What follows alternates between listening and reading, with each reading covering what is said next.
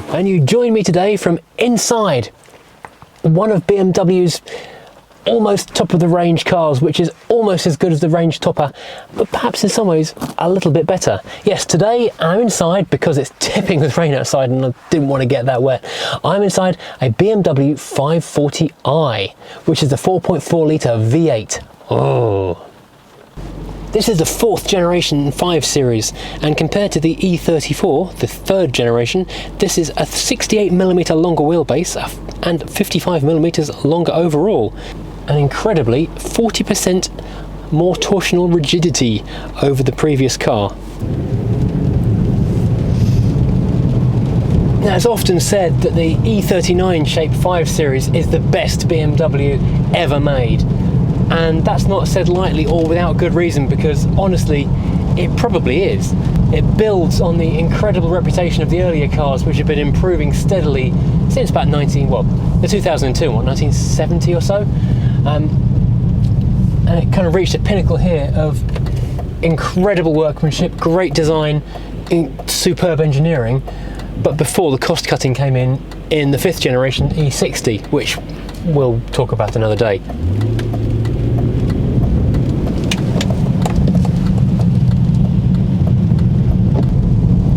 This car was from the days of BMW's adverts, which called it the ultimate driving machine, the perfect 50-50 weight distribution, all that kind of thing. It was increased use of aluminium in the chassis and the front suspension, which meant the whole car, even though it was about 5 centimetres longer than the E34 that it replaced, was actually only about 10 kilos heavier overall, despite being a bigger car overall.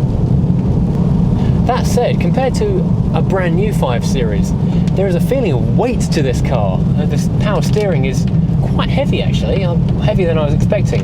Obviously having a 4.5 litre V8 in the front is going to put a bit of heft in your nose. I'm not sure where this road goes. I won't go down there, it looks like a dead end. Here in the UK and in Europe, there were quite a lot of engine options to choose from. You could have the 520i, the 523i, the 525i, the 528i, the 530i, the 535i, the 540i, this car, or the M5. And then there were the diesels, the 520d, the 525d, the 525td, the 525tds, and my pick of the bunch, the 530d, which gives you all the sports stuff, all the fun stuff, and lots of economy. Our American cousins were slightly less well supplied. They only got the 528 and the 540 and the M5, but the 540 did get 290 horsepower, so 8 more than us. Up until 1998, the 540 only made 310 pound-feet of torque to go with its 282 horsepower in the European version. After 98, it rose to 325 foot-pound, which I'm sure is noticeable. Driving this car, you have a feeling of proper, well-made quality, or it's definitely missing from the car that followed it. Now, unlike the M5, which used the S62 4.9 litre V8, this 540i uses the M62 4.4, and being a 1998 car, it was around this time it changed over to the M62 TU, which is mildly updated, which I believe had double Vanos, although apparently less troublesome than in the M series cars, which can be an absolute killer of those things when that goes wrong.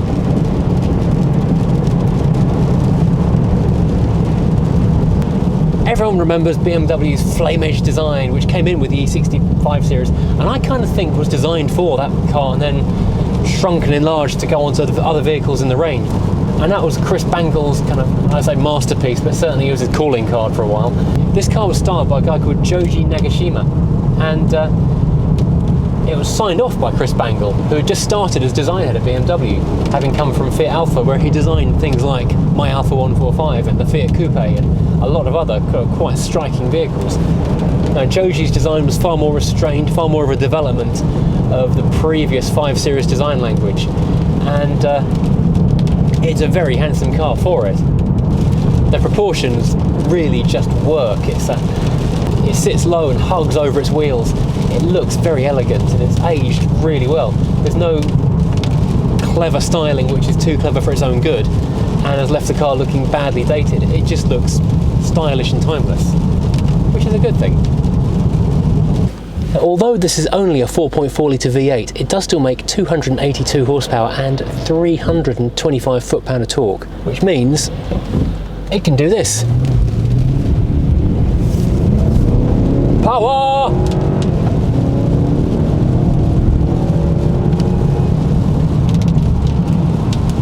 Uphill in the rain, that's 0 to 60 in very few seconds. And it sounds good while it does it.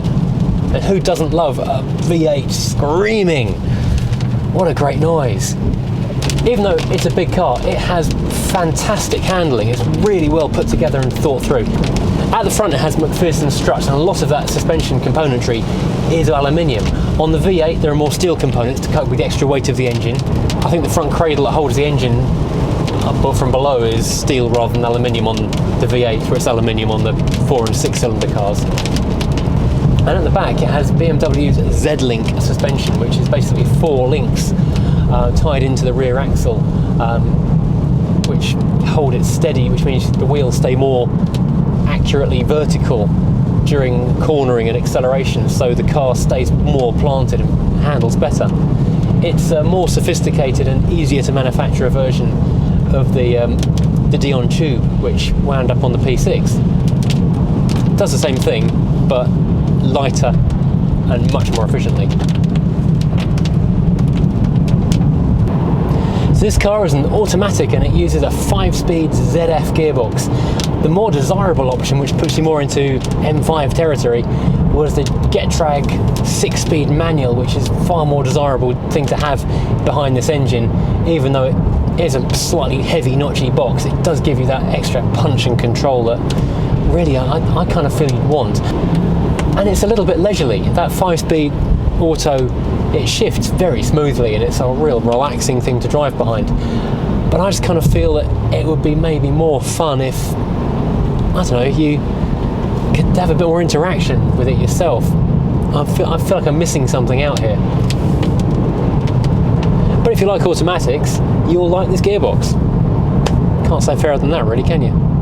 Now, as I said, the power steering is quite heavy. Most E39 5 Series use a rack and pinion steering system, which is the first for the 5 Series, apart from the iX four-wheel drive version of the E34, which is not available here in the UK. The V8 versions, however, do use a recirculating ball system instead. I don't know why that decision was made, but it was. Sorry, Popmaster's on, I'm going to rejoin you in a second. 80s hits. Now, something I'd forgotten about 5 Series is, I don't know, is that ridiculous left-handed wiper. The fact that even though it's a right-hand drive car, the wiper hinges from the left. So you have a big unwiped area in front of the driver on a right-hand drive car. They kept it on the E60 shaped car as well. I'm not sure about the one that followed. Well, the one before this either, actually, the E34. But on this car and the E60, it must have saved them a fortune in manufacturing costs to do that, because it's very annoying, but a real idiosyncrasy of the 5 Series. Now, that aside, this car is really, really good to drive. It's getting to the point now that you don't see so many E39s on the roads anymore. They have kind of been rusted and crashed to the point that they're getting not exactly rare, but the majority of what you see now are, well, slightly ratty looking things that have seen better days and maybe have rusty arches or the odd dent or scrape. So finding a car like this, which is 67,000 miles on the clock and virtually immaculate, is a real treat. This is driving a 5 Series as it would have been when it was new, and it is really good. Even though this car has the sport seats, I actually had to double check whether they were sport or comfort, because they are so comfortable. These are proper mile-munching Autobahn hound seats. You can tell that they're sport seats because they've got the slide-out bit between your knees, so you can get the exact position for your knees to hinge on. If you're not familiar with 5 Series of this era, the seat manoeuvring will leave you a bit baffled at first, because there's no handle underneath here to move your seat backwards and forwards when you first get in. There is a handle just here, but that tips the base, the squab, if you like, up and down. So if you climb into it, pull away and try and move the seat, you'll find yourself falling into the back chair. On this one there are 3 handles, there's only 2 on the lower models. This one you raise and lower it with this, you move it forward and back, and you can recline the seat back as well. Now BMW use various grades of leather. They've got leather, which I think is technically pleather or pretend leather, and Dakota leather, which is actually leather. I think, judging by the feel of it, this is Dakota leather, which is more hard wearing, looks better, smells like leather when you get in the car. And this rather nice biscuit tan interior is paired with some statesman-like, or put it another way, old manish, nice, I think it's probably walnuts or maple, I'm going to go walnut, wood inserts. Makes the whole thing feel very dignified and grown up. And what is quite astonishing, this is a W rig. There's not a single creak anywhere. It's done 70,000 miles almost, and the thing drives like brand new. There's no creaks in the dashboard. Nothing grinds, nothing groans. The engine is silky smooth, apart from when you're mashing the throttle and it's growling at you, which is fabulous and exactly why you want to buy one of these things. And everything, and I mean everything, works perfectly. The switches and dials click and clunk positively as they did the day they were new. Even the steering wheel hasn't worn. It's a real shame that the E60 took such a nosedive in quality after this car. The car's instrumentation is beautifully clear. It's very traditional, very BMW. Just 4 simple dials: your fuel gauge, your speedo, your rev counter, and your temperature gauge. It's all the basics and everything you need right in front of your face, and beautifully clear. Simple, clear white font on a black background with white needles. Perfect. And of course you've got that wonderful BMW MPG-ometer, which is kind of a crude idea of how much miles to gallon you're getting with a swing needle swinging left to right. Further right you go, the worse you're getting. And being a 4.4 litre V8, the more fun you have, the further into the wrong end of the gauge it goes. Currently it's off the scale below 10 mpg while I'm accelerating uphill. Change up, the revs have fallen, the meter hasn't. Oh no, I'm now doing 12, 15. Oh no, hovering at 14 miles to the gallon. Well, I guess probably about 3rd gear or so.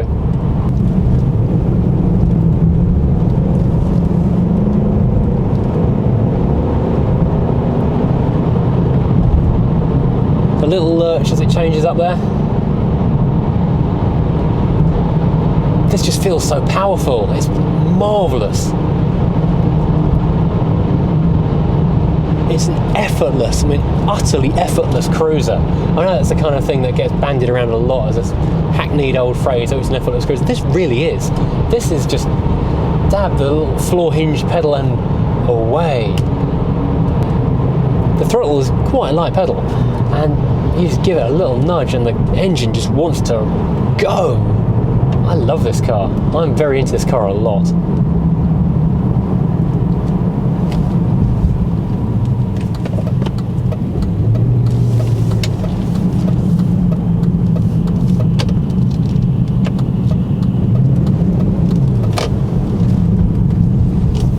Now, quick change of scenery. Like magic, because it's stopped raining long enough for me to put the camera outside the car and talk to you about the interior. I know some of you in the comments have said you prefer it when I talk about the interior from inside the car, but to be honest, it's far safer and I can concentrate more on it when I'm sat in the parked car and I can actually concentrate and look at the interior rather than the road and not crashing someone else's car. So here we go. This is an E39 5 Series, the 4th generation of the marque and model. And they've come a long way since the E34. This is a clean sheet design. The whole car is new and improved in every way. Even though it feels like a car of the millennium, it actually went into production in 1995. So astonishingly modern for its actual launch date, considering that the exterior design was signed off in 1992 and production started in 94. And it actually carried on being built until 2003, by which point it was starting to look a little bit, not even stale or tired, just too familiar. And then the new Flame Edge 5 Series came out and everything changed, not necessarily for the better. The styling was new and exciting. I quite liked it even from the word go. But build quality, nothing on this car. And as I'm sat in it, I'm going to tell you all about the build quality. Listen to that. Can you hear that?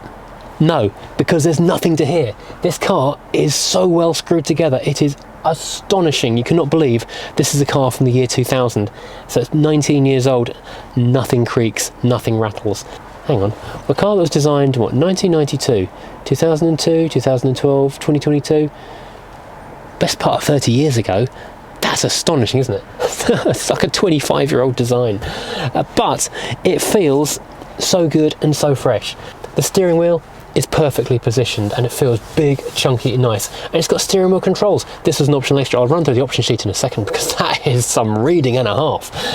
You've got your cruise, I think, yeah, you've got volume and cruise control, radio controls on the steering wheel. You've got your indicator, parking light, wiper controls here on the binnacles, obviously, and your beautifully clear dials there.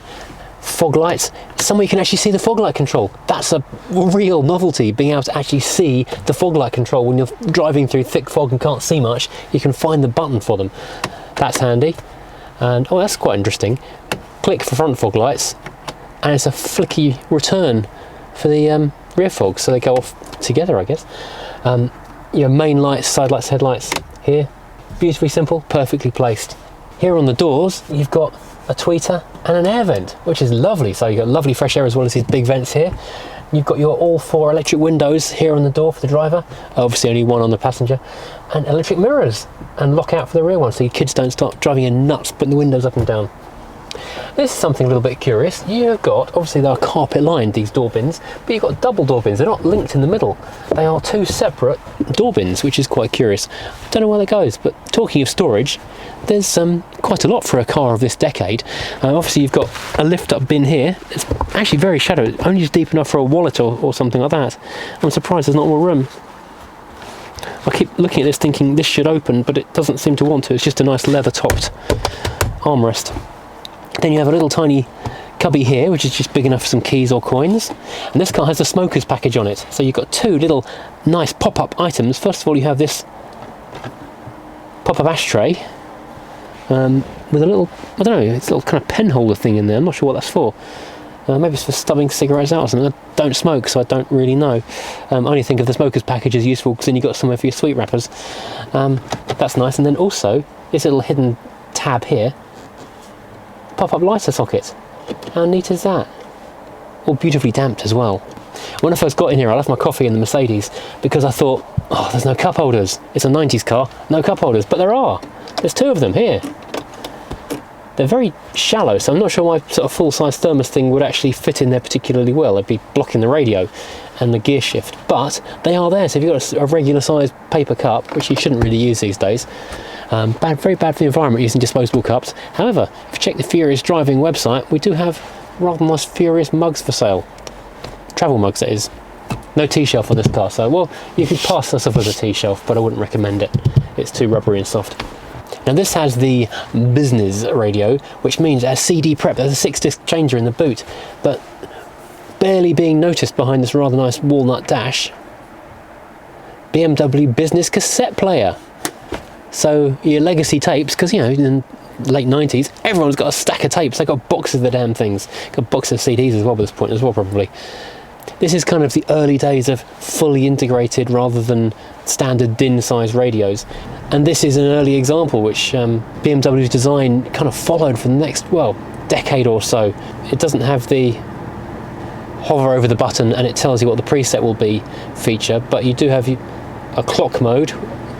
The clock is in here obviously, the stopwatch, timers, memo, and various other things, and the onboard computer, which can be fiddled with as well, confusingly, because there are lots of other abbreviations and tiny buttons, so without the instruction book you're going to spend a long time trying to work out what on earth any of this stuff does, even though it's here with the car, so good luck with that. It's nice to have it though.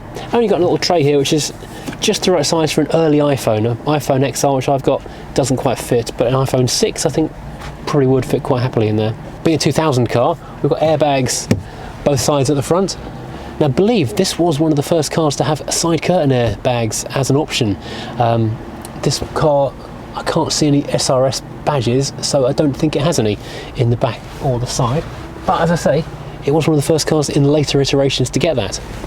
There's no case-size glove box, and I love this feature of BMWs. We have BMW torch. Love it. Excellent. Such a useful thing to have, and such a cool thing to find in 20 years' time. Well, here in the back of the E39 5 Series, the luxury does continue. It's a big, comfy bucket seat, which I'm not sitting on because I'm balancing the camera up there. But you've got little ashtray / litter bins down in the doors. You've got your electric windows. You've got tweeters in the door as well, which is a nice touch. You've got fan controls with their own heater control, so you can have separate hot and cold from the front of the car, which is something really unusual. And cup holders here as well. This is quite astonishingly well appointed. I thought dual zone climate in the front was impressive to start with on a year 2000 car, but a tri-zone climate control, that's something else. Oh, here are those little lights I mentioned from the front. Oh yeah, I promised I would read the spec sheet to you, and I'll read it to you now, because this is basically 540i SE.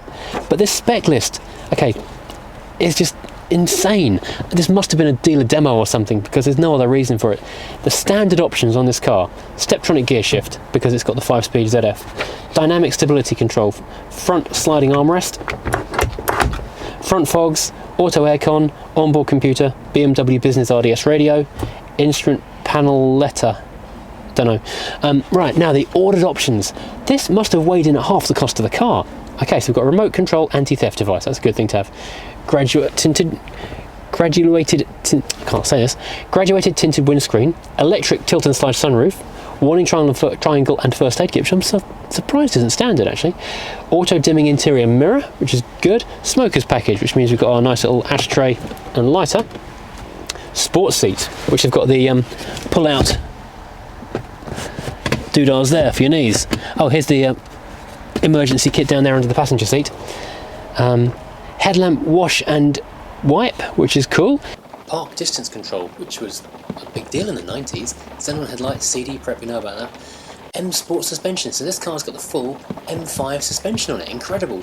Multifunction steering wheel, we've seen that. High gloss shadow line, sun protection glass. I thought it might be an aftermarket, but that's factory, and I love this. Polished Vavona wood trim.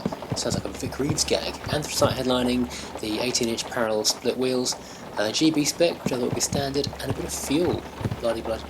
Incredible. Oh, and here we go, this colour, 363M beer, it's blue. I've never seen a 5 Series in this colour before, but wow, it looks good. Now this boot is pretty cavernous for a saloon car. I've only got a couple of little bags in it, but it goes way back and you can fit a ton of stuff in here. You've got your CD changer on the left, and you've got a nice big cubby hole big enough for your logbooks on the right, and someone has put in a load space cover, which I love. It shows the car's been cared for and someone's actually taken care of it. And you can just tell by looking at this car someone has loved it. Just the condition is incredible. Up here in the boot lid we have got our wonderful, and always a selling point for me, BMW toolkit and triangle. This thing is just fantastic, and it's complete and original. Up here we have a handle, and up here to make it easy to find, a little arrow so you know where to put your hand. How cool is that? So from the back of an E39 540i on a very rainy, miserable day, I will say sorry for the disjointed, all over the place edit of this car, because the rain just came and went, and I didn't get 5 minutes doing the same thing. It was just an absolute pain trying to keep the camera dry and not drive through deep puddles and make the car filthier than it is now anyway, so that was a waste of time. But I hope you've got something out of this video and liked it anyway. If you have liked it, please hit like. If you haven't subscribed already, please do that as well, because YouTube really rates that kind of information and helps lift the channel up for getting us found by other people and sharing the joy of furious driving. See you next time. I don't know what's coming next, because who knows, the weather can spoil our fun, but hopefully there'll be something good and something soon. Goodbye for now, see you next time.